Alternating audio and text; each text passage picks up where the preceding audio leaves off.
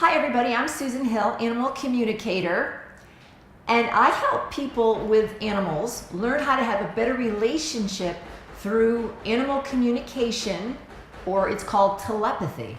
Now, many people don't understand what telepathy is, and I'll just explain it really quickly. Telepathy is the ability to use your entire body as a sending and receiving station or transmitter and receiver to pick up energies that are from other people, other animals, and even plants. They also have an intelligence and have feelings, and this has been documented in scientific research. So all of life is teeming with energy and transmissions of thoughts and feelings and perceptions that when we can tap into telepathy, we can actually begin to communicate with all of life. It's an exciting and amazing discovery. Now, my story is when I became, always as a child, I was always fascinated with animals. I love them. I live in a very rural community in Connecticut. And my father was a gardener and hunter, and this was nurtured in my family, the fact that wildlife was something that was revered and enjoyed. There was a point in my life, I had my first dog, all of myself, and his name was Allie, and he was a black lab Doberman mix. And Allie was on the unhealthy side ever since I first got him from the New Rochelle, New York shelter. Allie, at age 6, came down with a very serious disease called bone cancer, very painful and not something easy to repair. So I actually traveled to Tijuana, Mexico at the biomedical clinic to receive medication for him. And the medication, I believe, helped, but I didn't have the entire picture. It was a difficult thing for me, and I, at that time, wasn't really communicating as I am now with animals. And then his illness kind of progressed, and it was time for him to transition. So through his transition, his spirit came to me, and it was a mystical experience that I had. I had never had experienced anything like this before, and I could see his spirit, and I could hear him. And what he said to me was astounding. This really opened my eyes to the wisdom of animals and the afterlife too. What an amazing thing to discover, that we're not just simply in a body and that's it, but simply a parenthesis in eternity, as Joel S. Goldsmith says, that this life is only one little glimpse of what our life really is. It extends beyond this lifetime. Allie said to me in his spirit form, "I had to leave you. It was my time. I tried to teach you while you were alive that love was everywhere, but you couldn't hear it. So I had to leave you so that you could experience this." I didn't understand what that meant. I was so full of grief. There was no consoling me. It took me time to digest it. So I ended up taking classes with world-renowned grandmother of animal communication, Penelope Smith. She came to Kripalu Yoga and Retreat Center in Lenox, Massachusetts, where I took the beginner and advanced courses in around 2001 to 2005, somewhere around that time frame. I was opened up. I could hear the wildlife, the trees, the earth, everything, and it was an extraordinary opening, a realization that all of life is singing and celebrating. But us humans have trouble with this.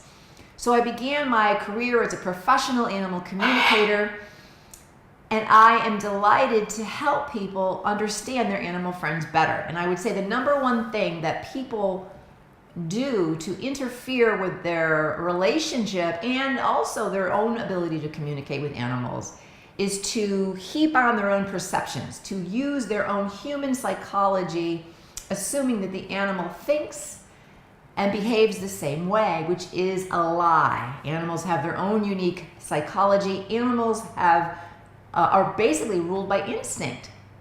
They don't conceptualize like we do. They're not going to discuss philosophy or scientific theory. They cannot reflect on their own consciousness like we can. Their communications are simpler. They generally say what they have to say, and that's it. They don't ramble on about ideas and concepts and notions. I'm sure you can hear my animals speaking in the background, and it's virtually impossible for me not to have them talk while I'm videotaping. I've had many animals that I've communicated professionally, hundreds, and I've helped many people to have better relationships. And I'm going to give you a couple examples. There was a lady that I did not know that came to me. I believe she's reviewed me underneath here. And she was telling me about an animal that she had had many years ago that died mysteriously. So when I communicated with the spirit of the animal, which came through very well because her connection was still ongoing with this animal, it was a startling discovery about the death of the animal, which I'm not going to breach confidentiality here, the details of the findings. But it was the animal desperately wanted her to know the truth and had waited and waited and was earthbound until the truth could be told, and was so grateful to me that I could be a channel for the communication to come forward. And the lady wept and wept and thanked me for the resolution of what had happened. And the animal was able, and I helped the animal to transition to the light and left the earth plane. This was 20 years ago that this animal had been earthbound. So what a tremendous thing. I've had animals such as, oftentimes people with cats have issues around the litter box. That's very common. And a lot of times it can simply be the litter itself that is troublesome to the animal, or sometimes they can be disturbed emotionally from the relationships of the humans who are fighting in the house. It can be many things, but generally, oftentimes it is the litter itself. I've helped a horse who was showing signs of lameness and had, I'm not sure of the technical term, but an inflammation of their hoof. And this can be very serious. So after many trips to the vet, it seemed okay, but the lady didn't know. So she wanted the animal, the horse, to be able to find a way to communicate to her, since she wasn't an animal communicator, how she could know that there was trouble in the foot, and she wanted to be able to take the animal right away to the veterinarian.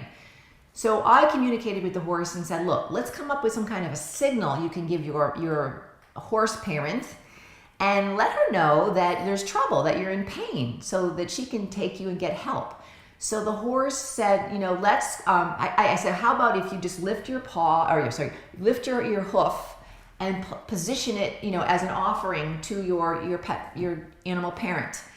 And this is what she did.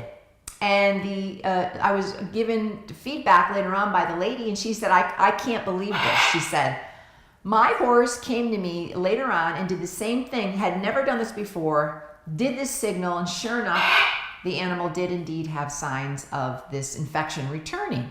So she was blown away that you actually can communicate with animals. It's absolutely mind-blowing when you begin to communicate or you receive help with an animal communicator, just what's possible.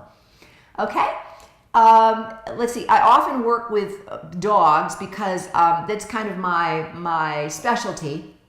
I've done a lot with behavior modification, because I find a lot of the times that people are humanizing their animals. And with dogs, if it's behavioral and it's due to humanizing, it's not a discussion.